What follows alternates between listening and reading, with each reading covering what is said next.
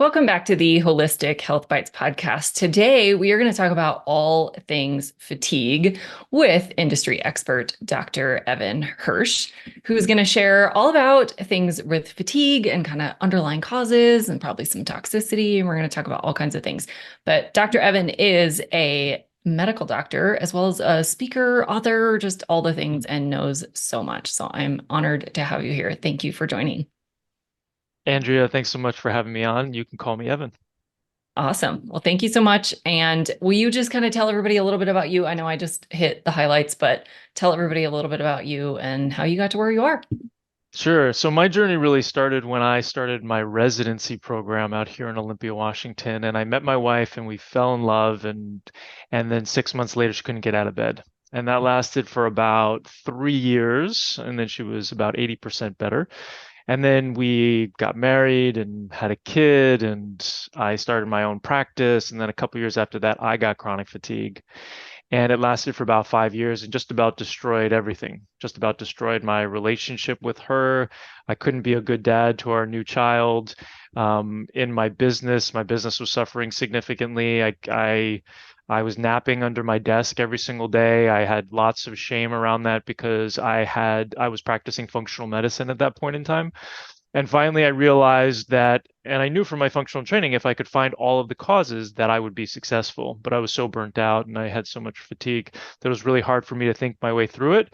But I went on this journey of finding all the causes that I had, and I fixed all of them, and I got over it, and I wrote a book about it, and now that's my mission in life. And then because of everything that happened with COVID and long COVID now, which is really just an extension of chronic fatigue, we've incorporated that as well. And so now we're specializing in chronic fatigue and long COVID. Oh, it's such a powerful story. And, I think a lot of us get into this because of our own story. So that doesn't surprise me really that you have your own story. Sometimes it's our own personal story, sometimes it's someone in our family, and you happen to have both. So I think that definitely gives you a unique perspective, having gone through it yourself, and you understand what your patients are then dealing with. So can we just kind of like start at the beginning? I know most people, I mean, it's the common complaint nowadays that people are just tired and we're tired all the time. And it doesn't seem like we can get out of that. But there's a difference between just being tired and actually true chronic fatigue. So can we talk about like really what the differences are and how you might know if chronic fatigue is really your situation?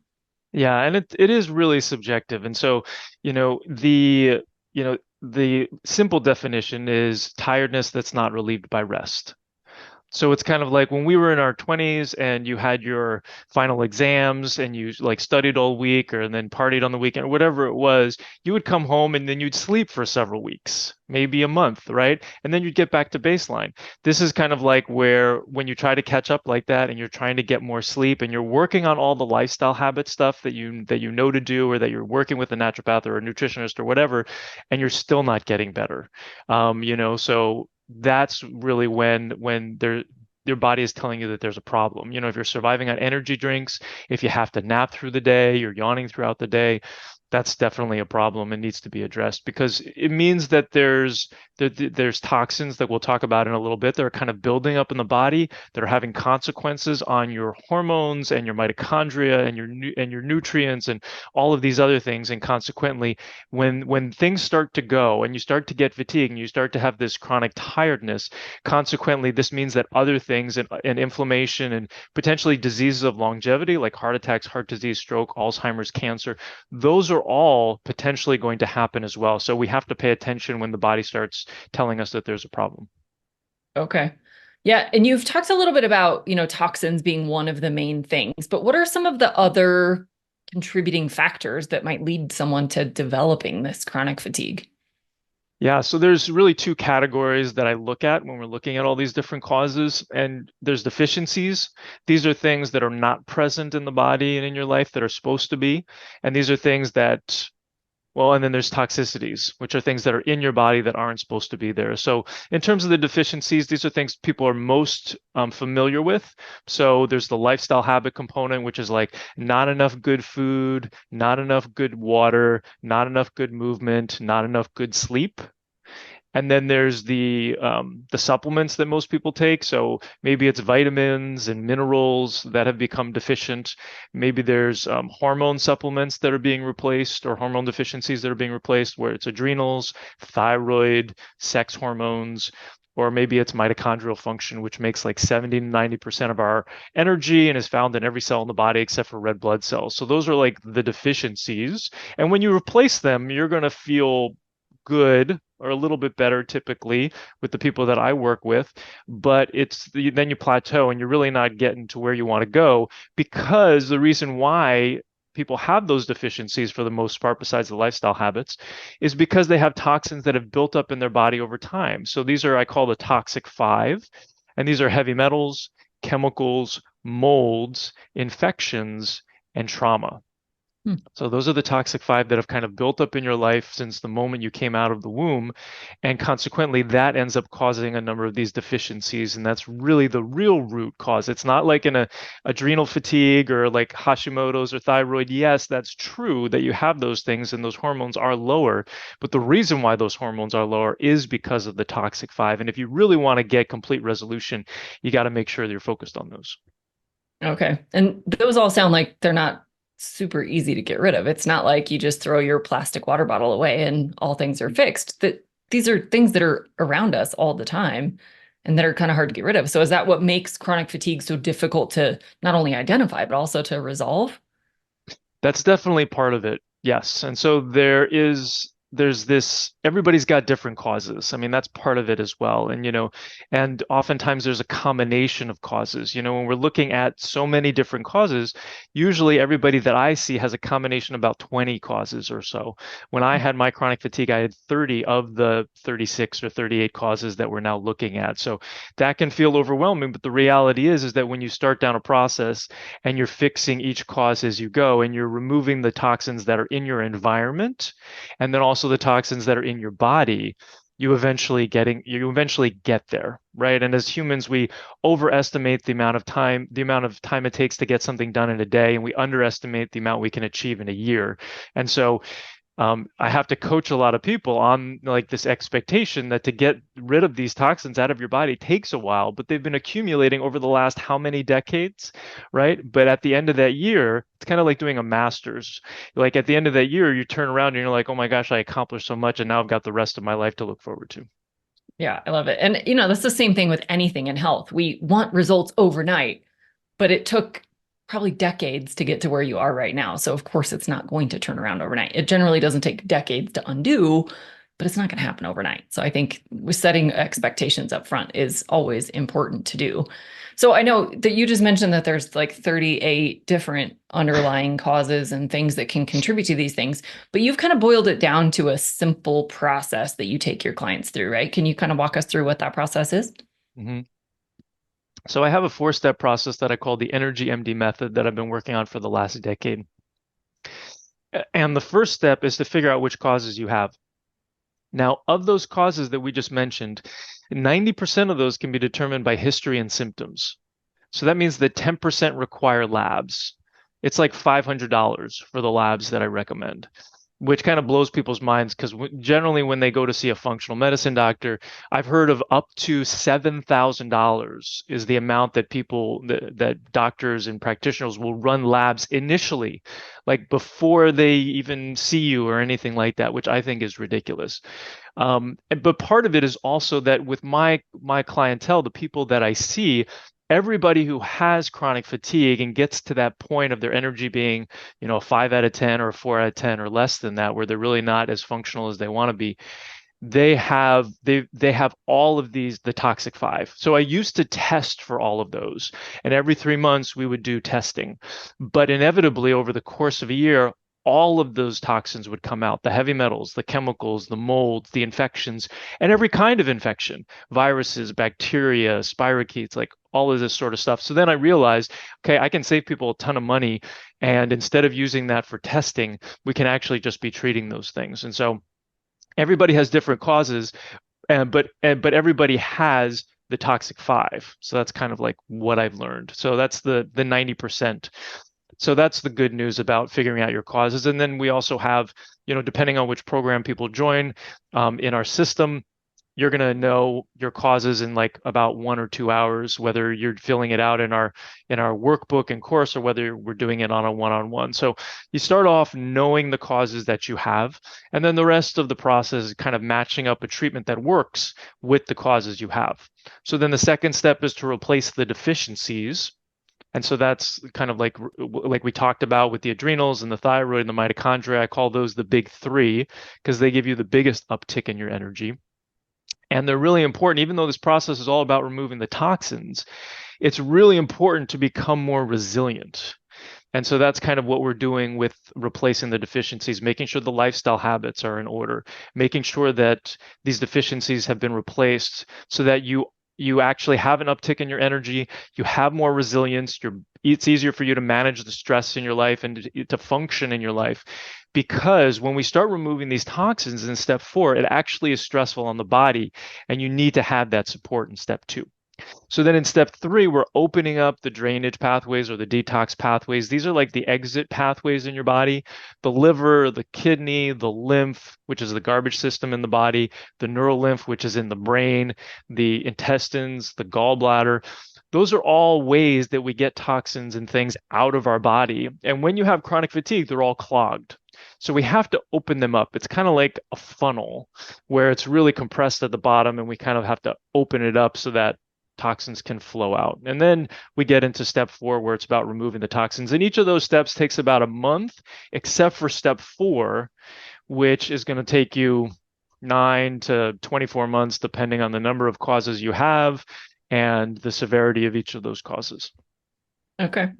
Yeah, that sounds really comprehensive and yet doable. I mean, something that people can really go through and it's actionable, and it's not only going to fix just the fatigue, but it sounds like it's going to fix a lot of other things along the way as well, and just kind of rebalance the body to be optimal in all the ways, which is obviously ideal. If you can, take out all the problems at once, that's awesome. So tell us a little bit about like, what are some things people are doing on a daily basis that are maybe contributing to this toxic load? What are some mistakes people are making, whether they know it or they kind of know it and they're ignoring it? So let's go through our day, right? Or an example of a day. So you wake up in the morning. So how close is your phone to your head? Has been your phone been left on all night? Are you sleeping near a smart meter, or what other things are plugged in where you're having exposure to electromagnetic frequencies, electromagnetic fields that are interfering with your DNA, causing DNA damage and increasing inflammation? And then oftentimes the first thing that people do is that, and interfering with your sleep potentially, first thing that people do is they wake up and they check their phones, right? And so if you go on social media, you're basically looking at other people's ideal lives, right? Posting on Facebook or whatever. And so that puts us into comparison. There's a quote that my wife likes to quote all the time, which is, "Comparison is the thief of happiness." I don't know who said it, but it's a really good quote. And so if you start off your day in comparison, all of a sudden you're not as happy as potentially you could be, right? And then if you check your email, what's in your email?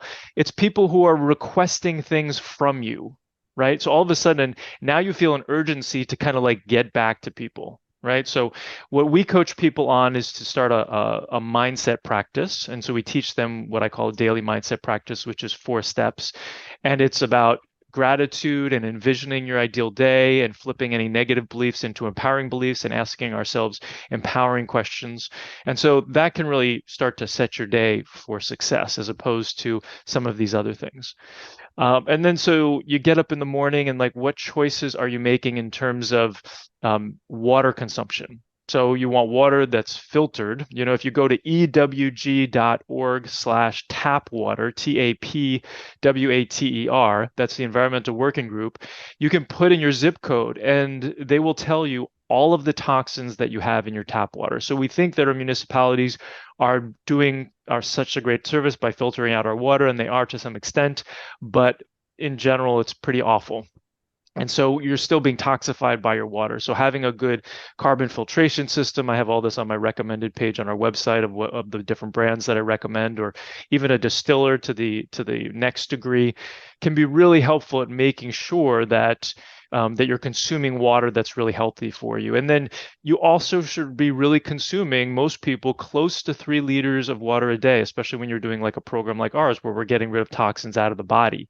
The adage is that you want like half your body weight in ounces. And so if you weigh like 150 pounds, you should be consuming 70 ounces or 2 liters of water. Somewhere between 2 and 3 liters really is ideal. And you want to start your day off with that. Consuming as much water as you can initially is really good for kind of like flushing things out. Um, and then moving on to food, making good food choices. Oftentimes it's more about what you're not eating, as you know, is much better than, it decreases the inflammation so that you can feel better in your life. And so I tell people, protein and vegetables is really ideal at every meal, maybe a little bit of fruit, and vegetables should be like half of your plate at every meal. Try to have maybe dinner for breakfast or lunch for breakfast. Oftentimes, our breakfast foods aren't really that great. And protein can be meat as long as it's grass-fed and hopefully grass-finished, or it can be some sort of vegetarian meat as well, beans or whatever. So making good food choices is important. So you've got your water and your food choices, and then kind of going throughout your day, working on your mindset, and then getting some exercise at some point during the day, making sure you're getting movement. I tell a lot of people that if you don't have a lot of time and you don't want to do something that is considered quote unquote exercise, then putting on your favorite song and dancing to it. We actually had a dance party last night, my daughter and I, and that was super fun. And it's just a great way to get some exercise in throughout the day. And then a lot of people are going to work at that point. And whether you're working at home or whether you're working outside, there's some stats to show that about 500 women are exposed to about 550 different chemicals before they even leave the house in the morning from all of the crap that you're kind of putting on your body. So cosmetics and soaps and this, that, and the other thing. So making choices, and this doesn't happen overnight. Basically you create a plan for, every month or so, you're going to examine a different part of your cabinetry, what's in your pantry or what's in your closets or whatever, to determine, okay, what do I have that's toxic that I can kind of swap out for something that's a bit healthier. So trying to decrease these 89, 90,000 different chemicals that we're exposed to on a regular basis that haven't been appropriately evaluated by government bodies or scientific organizations that are supposed to be managing our health, right? So then you get into a car. If you're I'm just going here. You can interrupt me at any point. Is You're this all good. You're right? This good. is Keep good. going. So you get into your car and you're driving to work, and if you don't have your car on recycling, you're not recycling your air, then you're breathing in gas fumes from other people, and these show up on a number of these tests that we run. If you've got new car smell, then you're getting exposed to some of the what is it? Not boron. It's there's some chemicals that are in that as well, and some heavy metals. If you have mercury fillings in your mouth, the silver fillings, every time you bite down, you're absorbing mercury vapor. If you have sushi or fish or any sort of seafood at work, unfortunately, like 95% of all the seafood we're consuming at this point in time has mercury in it. And so you're going to be increasing the mercury in your body. If you're smoking or you're exposed to smoke, you're getting cadmium, which is another heavy metal. If you're working in a place that was built before 1972 or whatever, there's going to be potentially lead paint in the dust in the space at home, and then also potentially at work. If you've ever had any sort of water damage in the space, there can be mold that you're being exposed to. So these toxins just build up in your body over time until your body kind of calls it quits. The last thing that I'll say is, coming out of the womb, we now know that we're exposed to over 300 different chemicals that are found in babies' cord blood. So this is from moms dumping all their good stuff and not so good stuff into babies.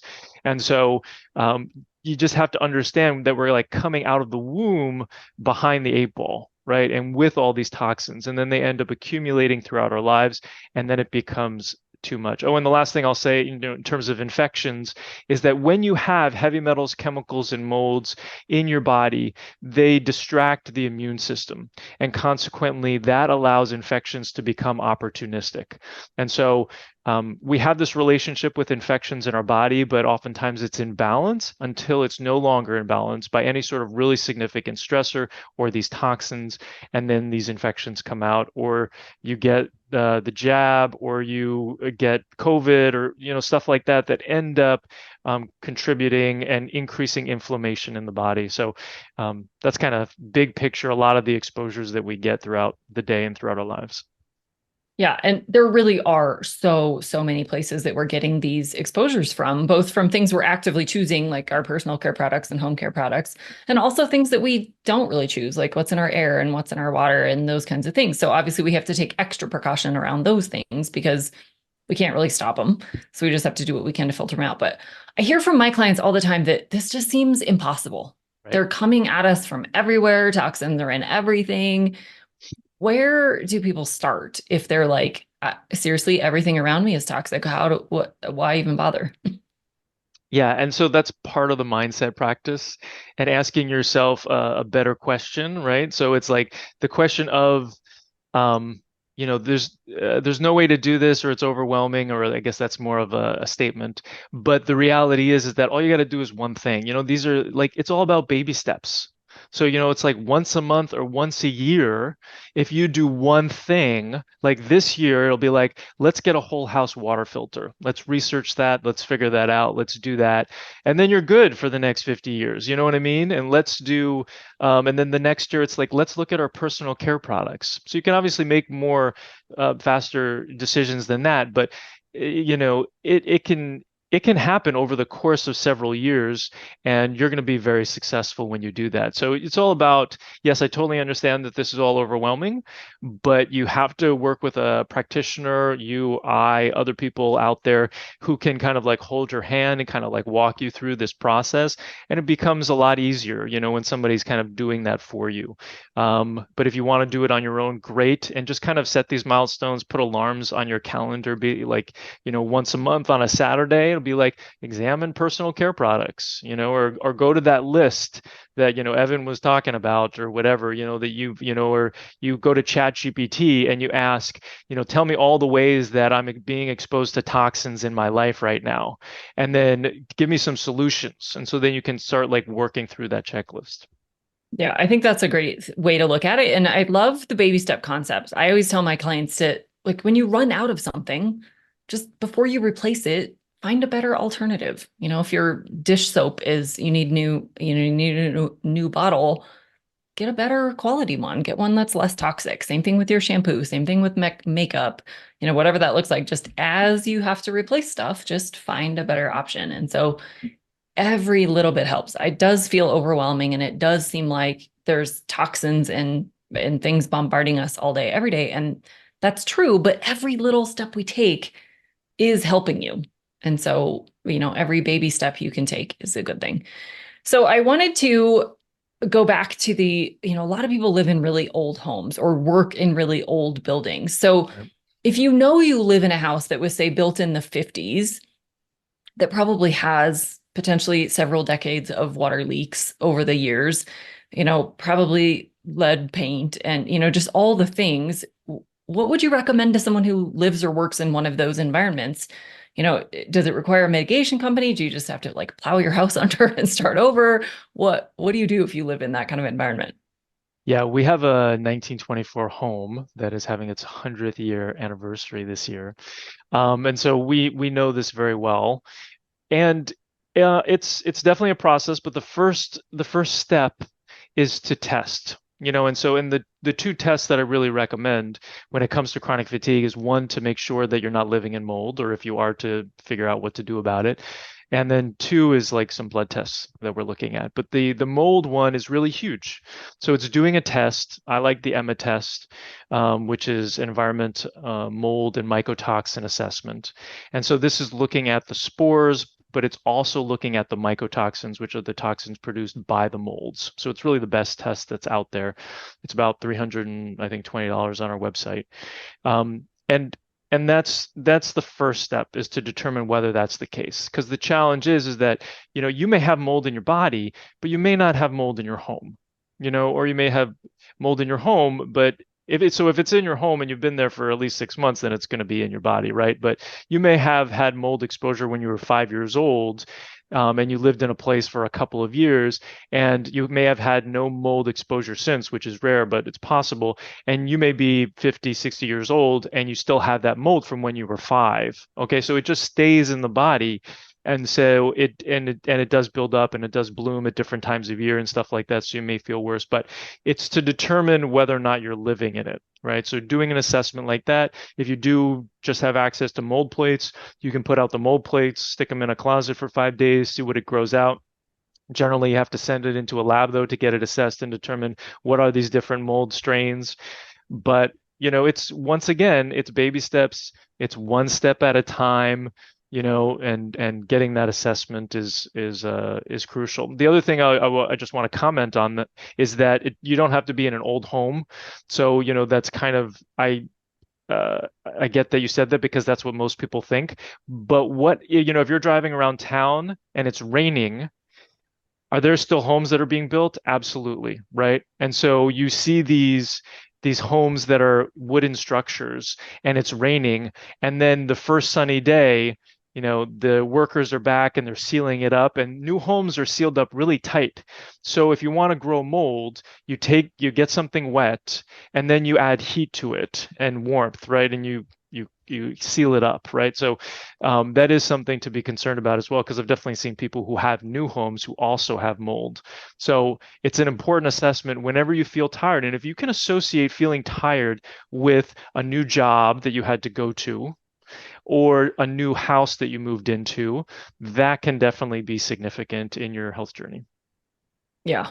And the new home, I love that you mentioned that. I actually live in a new home and it is incredibly airtight, that all the things that are off-gassing, all the brand new carpets and Mm. new cabinets and new paint and all the things are also trapped in your house. So it's not just about mold, but all these other toxins that just come with our lives today. And so it's important to open windows and get air filters and water filters and all the things that we've talked about. So I think that was a great point to make, that it's not just about old homes or old buildings that you might work in, but it really can be even in new environments with mold that got trapped when they were building it, or even new homes still have water leaks. Like, it doesn't take decades to build up these things. So Well, I and think that that's the was joke when people, I live in the Pacific Northwest, and so people are like, "Oh," and if they live up here, they're like, "Oh, I'm just going to move to the Southwest. I'm going to move to Arizona." And the joke is, are you going to have indoor plumbing?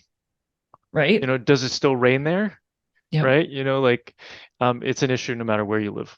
Yeah. Yeah. I live in Colorado and we often hear, oh, it's an arid climate. Mold only grows in humid environments. And people just completely dismiss it. And that's totally not true. Not all mold has to live in a musty, wet environment. It just takes a little bit of water to get it started.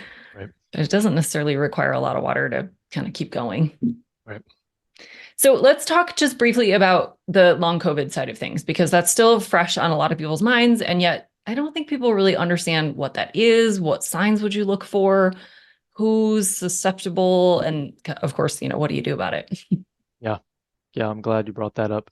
So yeah, so if you had COVID, and even if it was really mild symptoms, actually this happens more when you have 5 mild symptoms than it does if you have major symptoms. And so we can talk about why that happens in a minute. But if you get some sort of viral illness since 2019, and after that you end up with some new symptoms or weird symptoms, and COVID can cause over 250 different symptoms. So it can be everything from fatigue to brain fog to sweating to muscle pain to loss of sense of smell and taste, stuff like that, headaches. Then you have to consider COVID. Or if it happened after you got the jab, right? So you have to kind of consider these things. Um, and so the people who are most susceptible actually already have the toxic five in their body. So the COVID becomes the straw that breaks the camel's back.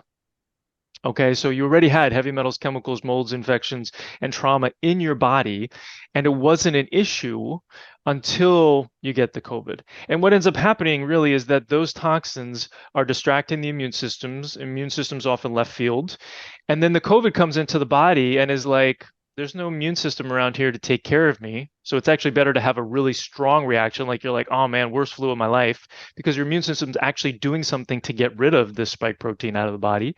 And if it doesn't, then the COVID can come in and be like, oh, I'm just going to do what I want to do in the body and go into every compartment and start causing a bunch of inflammation and take over the production of this and that and the other thing in the cells. And so that's why it ends up taking hold. And oftentimes it also takes more hold when people try to go back to exercise sooner rather than later. So if you think you got over, you're like, ah, I had a mild case, and then you're training for a marathon and you go for a 10-mile run, and then you're laid out.